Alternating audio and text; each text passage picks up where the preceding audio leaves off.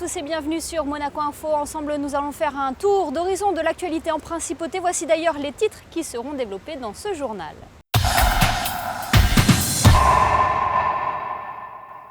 Nous partirons à la découverte de cette exposition au parc du Cap Martin, une exposition intitulée « Les Journées de l'Arbre ». Frédéric Hélion vous en dira plus sur la nouvelle offre Internet et téléphonie fixe de Monaco Télécom. Nous vous présenterons la nouvelle grille de Radio Monaco. Et puis cette première en principauté, le Monte Carlo Padel Master, une étape qui compte pour les championnats du monde. Nous débutons donc ce journal en prenant la direction du parc du Cap Martin. C'est ici qu'a eu lieu l'inauguration des Journées de l'Arbre en présence de son Altesse Sérénissime le Prince Albert II lundi soir. Alexandra Pagny vous amène à la découverte de ces sculptures en plein air.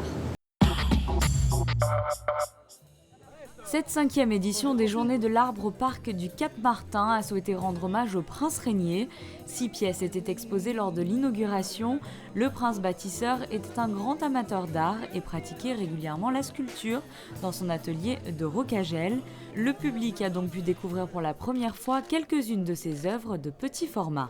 Le Palais Princier nous prête les œuvres du prince Régnier III, qui était aussi un prince artiste et un ami des artistes, puisque c'est lui qui a créé en 1997 les ateliers d'artistes à Monaco.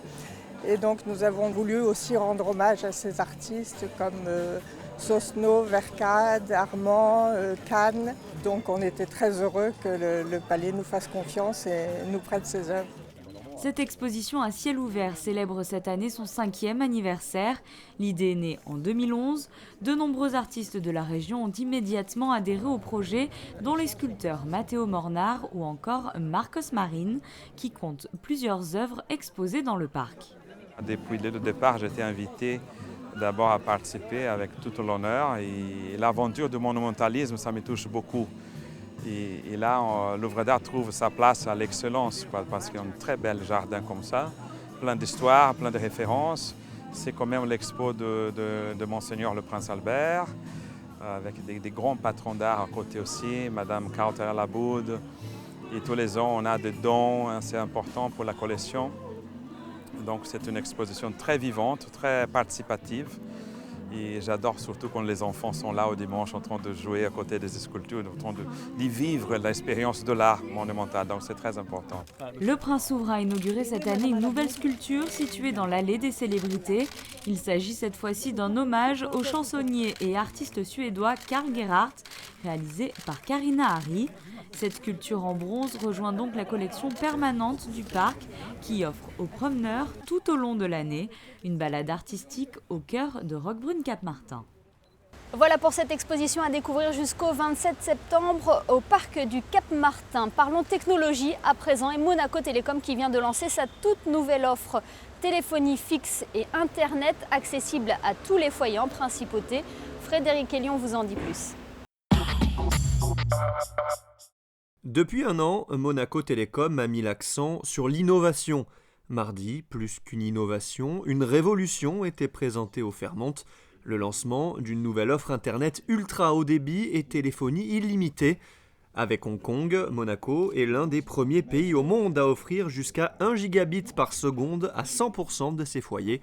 Un débit qui permettra aux abonnés de ce service de profiter en simultané de leur tablette, smartphone, PC, à une vitesse ultra rapide et avec un confort optimal. Il y a deux effets différents. Il y a effectivement un effet sur la latence, c'est-à-dire la vitesse d'accès à une page. Alors on a mesuré, par exemple, sur nos ordinateurs qui sont équipés déjà de cette solution, on a mesuré que le gain de temps pour accéder à une page comme Google peut atteindre 60%, ou que le gain de temps pour accéder à une page comme Facebook peut atteindre 33%. Mais avant tout, évidemment, comme c'est des très gros débits, c'est utile quand on utilise des très gros fichiers. Et donc quand on télécharge un film de plusieurs gigabits qui, sur une offre VDSL, va mettre à peu près un quart d'heure à se télécharger, ne mettrait plus que 2 minutes. C'est une grande journée pour Monaco Télécom et aussi pour la principauté, puisque 1 gigabit, c'est un très haut débit qui est offert maintenant à tous les abonnés au téléphone, de Monaco Télécom. Donc c'est une très bonne chose pour les particuliers et maintenant le gouvernement attend l'offre destinée aux entreprises. Cette innovation a été rendue possible grâce à l'évolution de la norme DOCSIS 3.0 qui permet d'atteindre l'ultra haut débit sur un réseau câblé. L'offre ultra haut débit comprend aussi la téléphonie fixe en illimité, vers fixe et mobile à Monaco et en France métropolitaine pour un tarif de 49,90 € par mois. Sachez également que le service universel évolue et permet désormais de capter gratuitement sur toutes les prises TV 83 chaînes au lieu de 18 actuellement. Voilà donc pour cette rentrée ultra connectée de Monaco Télécom. Elle aussi fait sa rentrée, c'est Radio Monaco. Après avoir terminé la saison sur de belles performances d'audience, la radio monégasque vient de mettre en place sa nouvelle grille de rentrée en début de semaine. Dominique Poulain vous en dit plus. Musique et info, c'est un programme qui vous accompagne encore aujourd'hui, mardi 8 septembre. Bon réveil à tous et bienvenue. Depuis lundi, les auditeurs de Radio Monaco ont pu retrouver des voix familières pour ce qui constitue la tranche horaire la plus importante de ce média, le 7h-9h, appelé la matinale. C'est un carrefour stratégique pour l'image, mais aussi pour l'audience. Pas de révolution ni de bouleversement dans la grille de rentrée de Radio Monaco, qui a fait la preuve du succès la saison dernière. Juste quelques aménagements.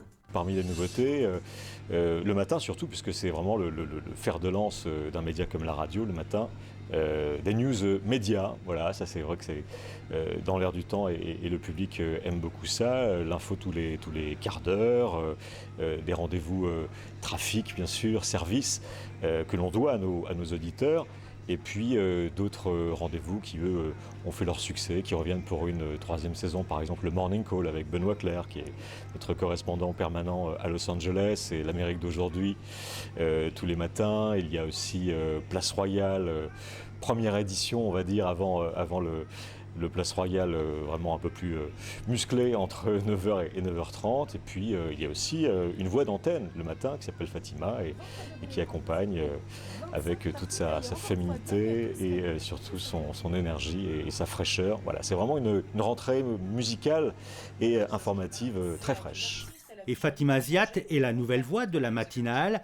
Tous les jours de la semaine, entre 7h et 9h, elle partage avec les auditeurs le meilleur de la musique autour de la bonne humeur, de l'infotrafic, de la météo et des différentes chroniques. C'est de les accompagner avec de la musique et de l'info, donc avec une répartition qui, à mon sens, est plutôt équilibrée, qui a été mise en place par la direction de Radio Monaco et toute l'équipe. On a beaucoup travaillé sur une nouvelle formule d'ailleurs, avec de nouveaux rendez-vous cette année.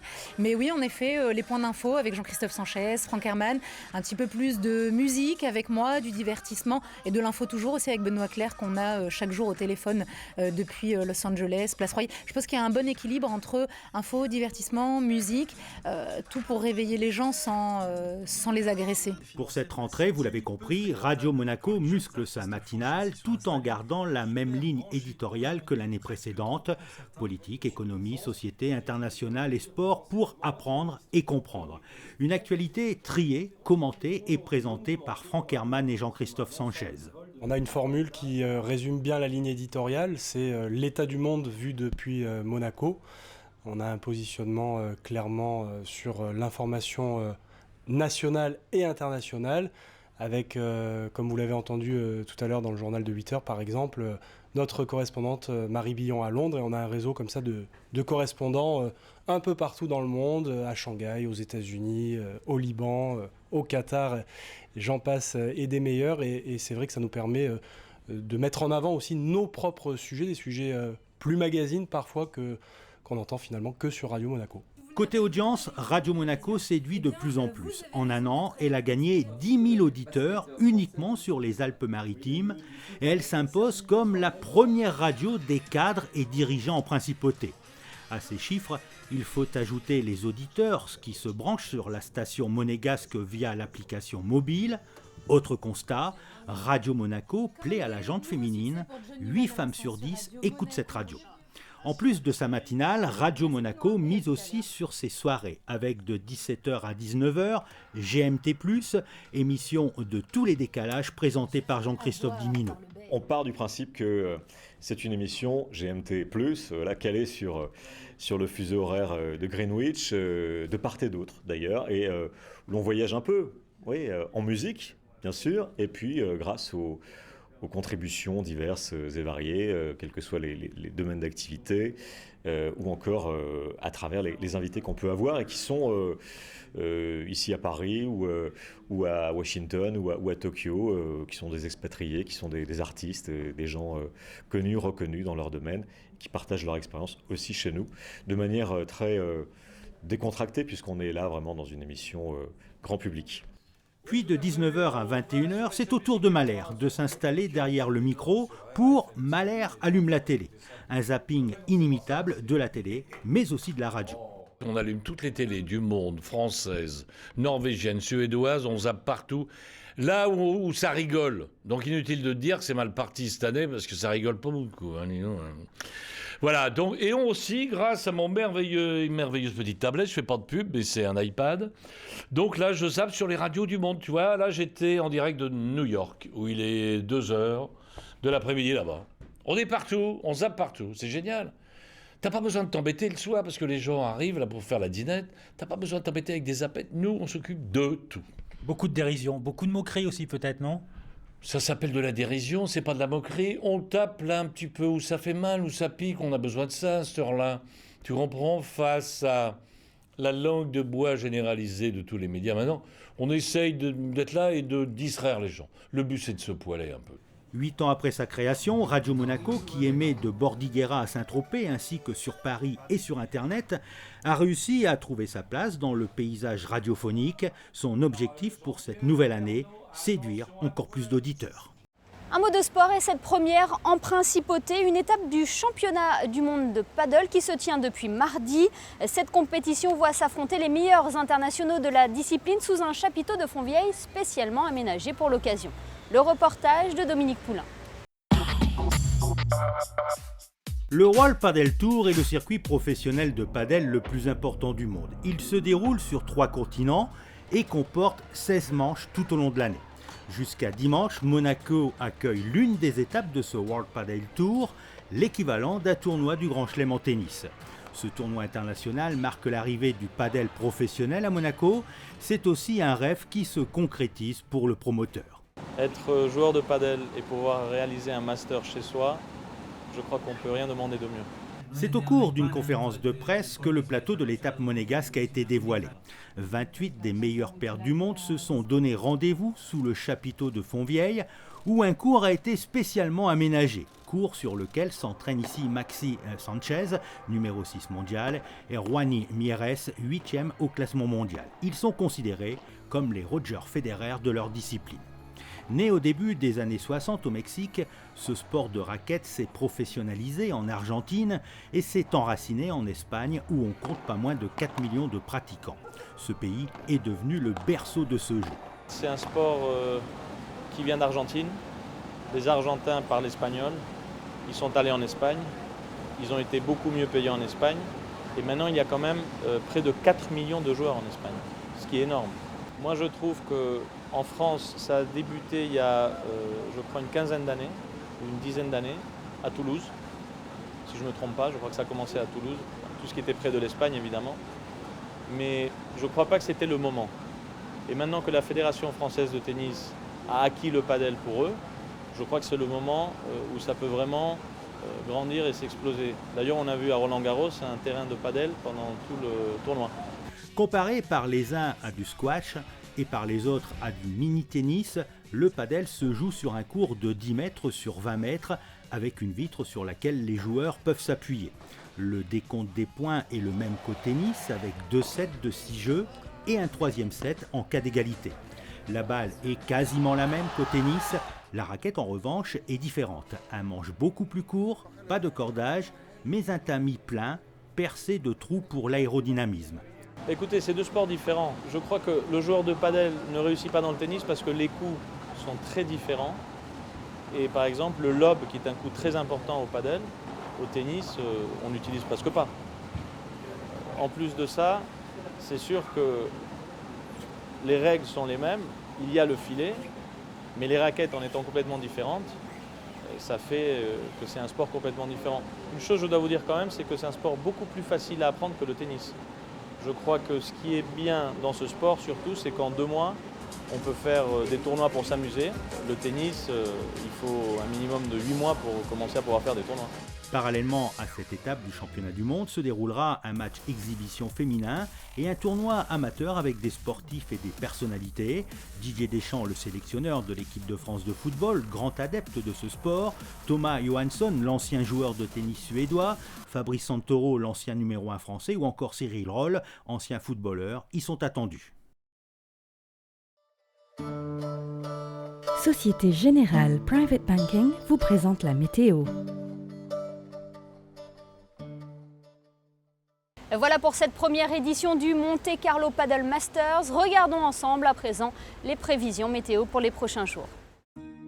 Le temps sera variable jeudi avec une alternance entre nuages et éclaircies. Les températures seront agréables. Elles seront comprises entre 19 et 24 degrés. La journée sera calme vendredi avec un mercure proche des normales de saison.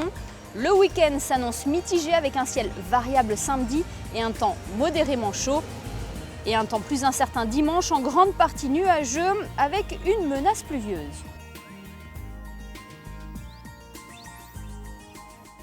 Ce journal est terminé. Merci de votre fidélité. Dans quelques instants, retrouvez la suite de vos programmes sur Monaco Info. À très bientôt. La météo vous a été présentée par Société Générale Private Banking.